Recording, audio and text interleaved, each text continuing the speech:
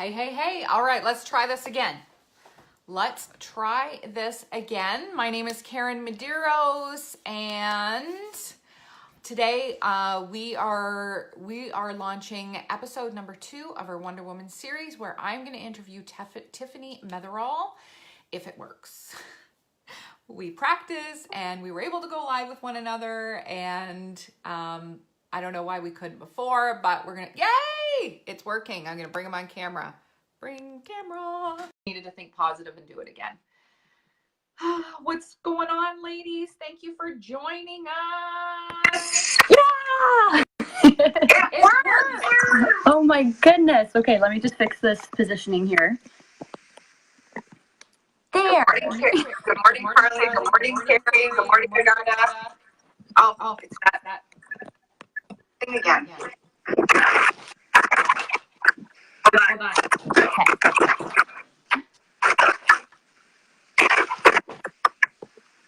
I'm going to grab my phone real quick. I'll just sit here.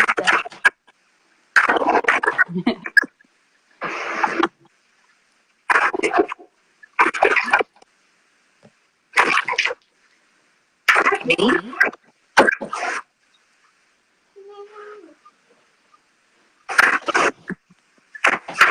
I even made sure that I turned off Wi-Fi and just ran on data just in case, because we're in the basement.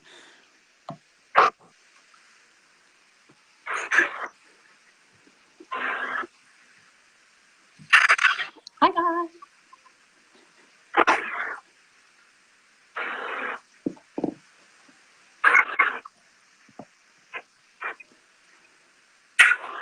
I'm wondering if I go upstairs, if it would be any better. I'll find out.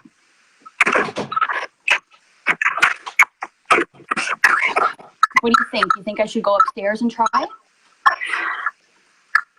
don't know if it's you or it's me, but let me try. I think it's me.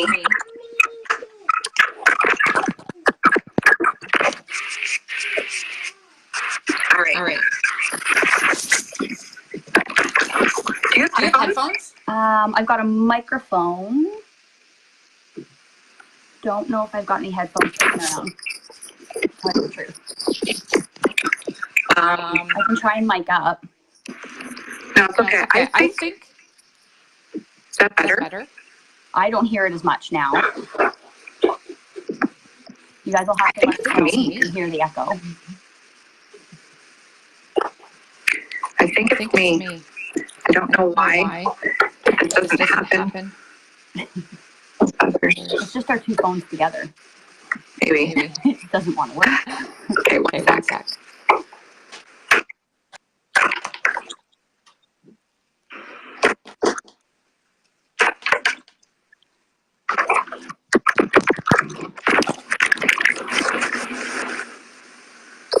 So.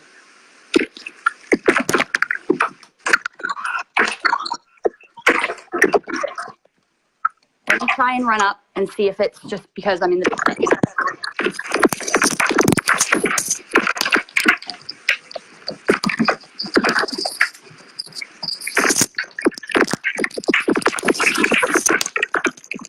Is that any better? Sorry, one sec. I can't hear you. Okay.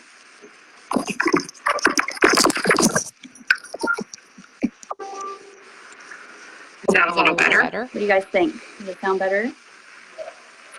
Maybe. Yeah, it's just a bit echoey. But you know what? You're going to do most of the talking. Okay. And you don't have an echo. Yeah, okay. In all fairness, myself and a fax machine have gotten into it before, so technology doesn't necessarily love me. I hate technology. Grateful for it, I hate it. Absolutely. All right, so guys, bear with me. Wow. I'm going to talk as less as possible. And I'm going to give it over to Tiffany. I wanted her to share her story about how she runs her beauty business, how she got started, and just share a little bit how it helps her family.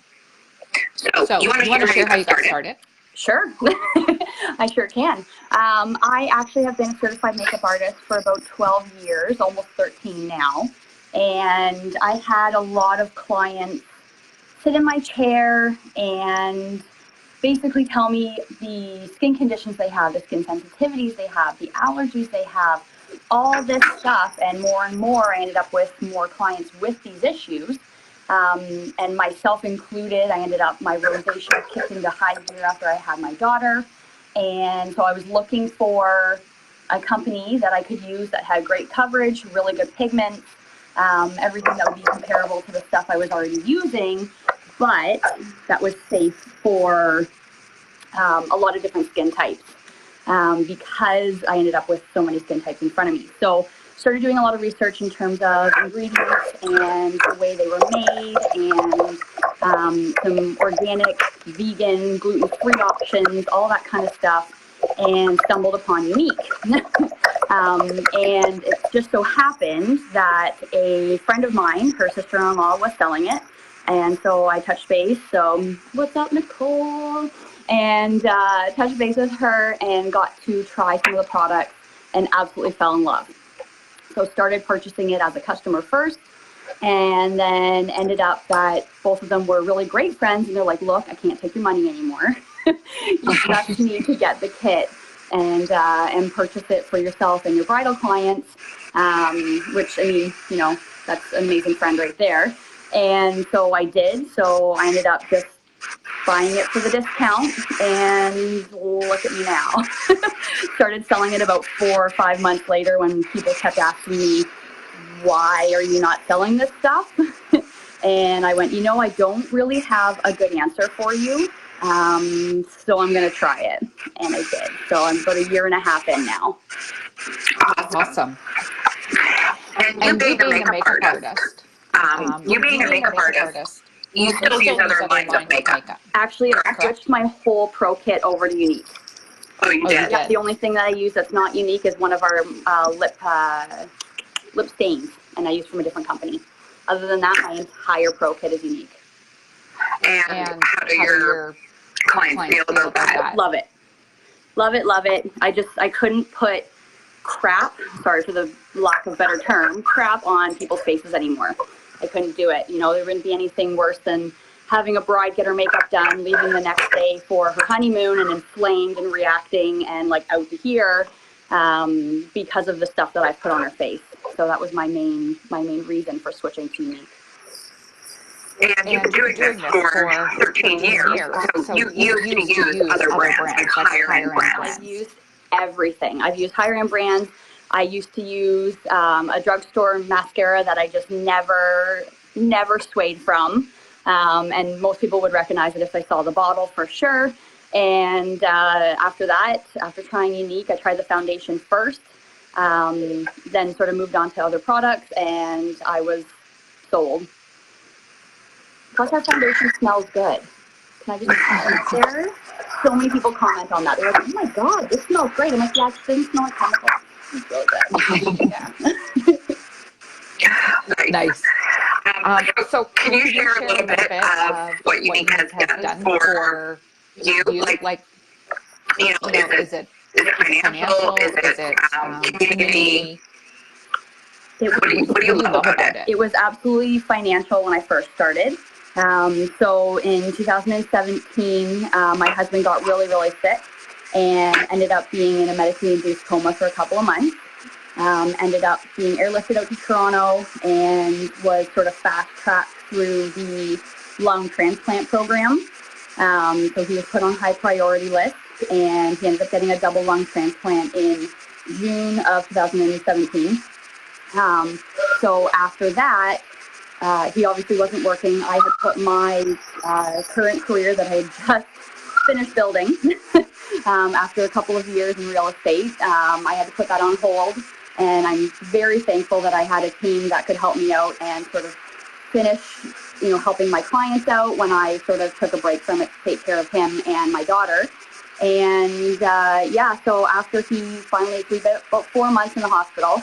And then after that, when he was finally allowed to come home, and after he was able to walk again and all that kind of stuff, I was like, crap, we need money. Because he wasn't working, I wasn't working. So that's when people are like, why aren't you selling Younique? And so I started selling it, I guess, for the financial aspect. Plus I have to stay at home because we couldn't send our daughter to daycare. There's just far too many germs in daycare, and with my husband being immune suppressed and very newly immune suppressed at that point, we couldn't chance it.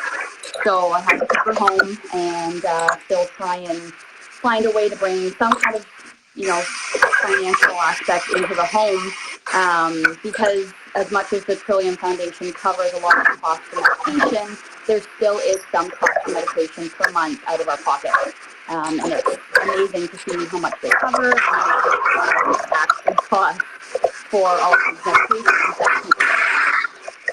So it was definitely financial, but it ended up being quite the sisterhood as well. So that was kind of nice because the amount of support that we received was no short of a miracle. Like, it was unreal. It's an incredible story. How'd you do it? He's doing really well. He's actually at work right now.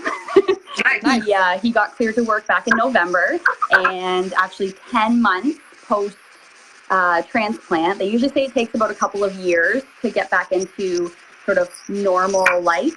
But 10 months post transplant, he actually played in the Let's Body Check Cancer tournament, and he played hockey. What? Yeah, he was determined. There was no way I could talk him out of that. So that's coming up again shortly, actually next month, and he is so excited to get playing hockey again. So, oh yeah, That's an amazing story. yeah, he's a fighter, that's for sure. Yeah. So you started doing this, obviously for financial purposes because of that. Now that your husband's back to work, do you stop your business? Do you want to stop your business? No, not a chance. Not a chance. It works and it marries really well to the fact that I'm already in the beauty industry. It's allowed me to lower the cost for some of my brides because, let's face it, weddings are expensive. So me being able to purchase my own makeup, I've been able to lower some costs for them. It's great because I know what ingredients I'm dealing with, what products I'm dealing with, and I really enjoy it. It works really, really well with what I currently do. So there's no way I'm stopping. Plus I got to leave an empire for my daughter. So, right? So off of that, you are a makeup artist. So people may be watching and thinking, well, she's a makeup artist. She's been doing it for 13 years. So of course, this is the perfect business for her. Yep. What do you say to that? I say that it's the perfect business for anybody because we've seen a lot of people go from not knowing a single thing about makeup to being actually quite good and quite knowledgeable and being able to sort of hone in on their own skills and still be able to help a lot of women out, even without the knowledge. And we have enough ladies in the business and we have enough training available to us that you definitely could do it. You definitely could do it. Do you have a team of women? I do. I've got a few, actually. Yeah. And are they all makeup artists? No, none of them are, actually.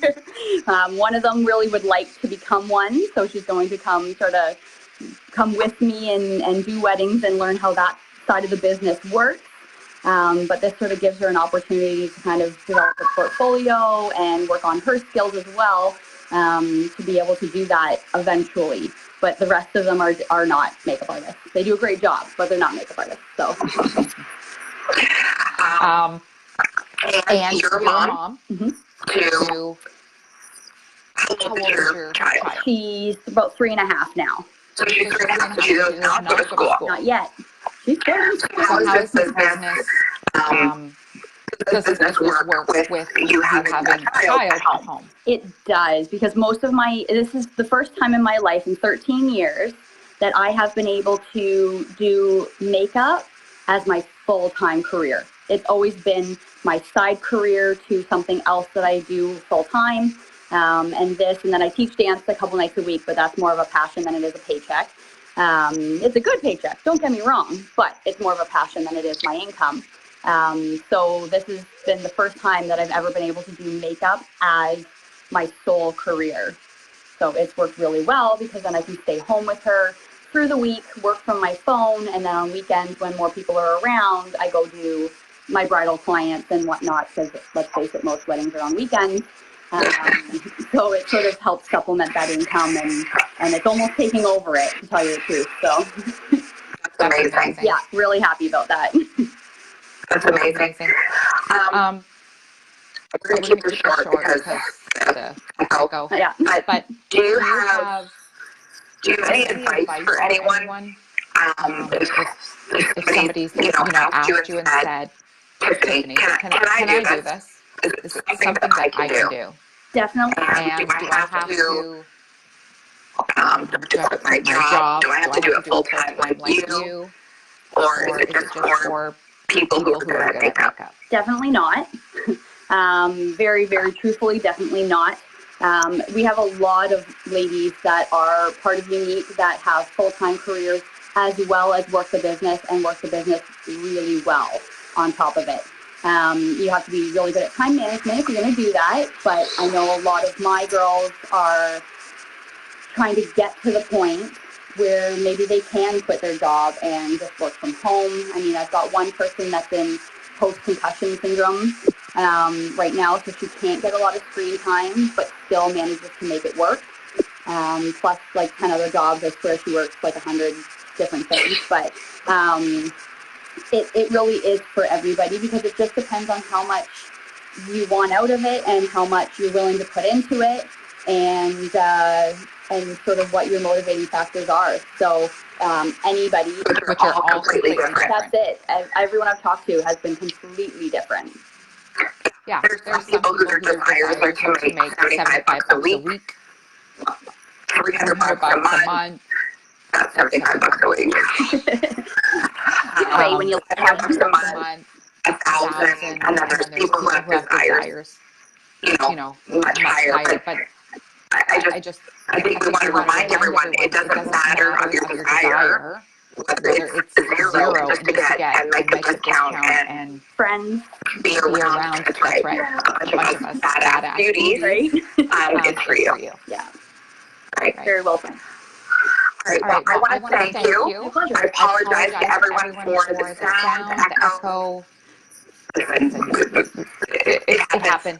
But we went with it. And we will try and fix it for next time. But thank you so much, Tiffany, for spending 20 minutes with us and sharing your story. My pleasure. Anytime. And if this interests you in any way, please reach out to the person who shared the video. So if you are friends with Tiffany, please reach out to her. If you're friends with me, please reach out to me. Or if anyone else shared the video, please reach out to them. All right, guys, have a great day, and we'll see you next Thursday.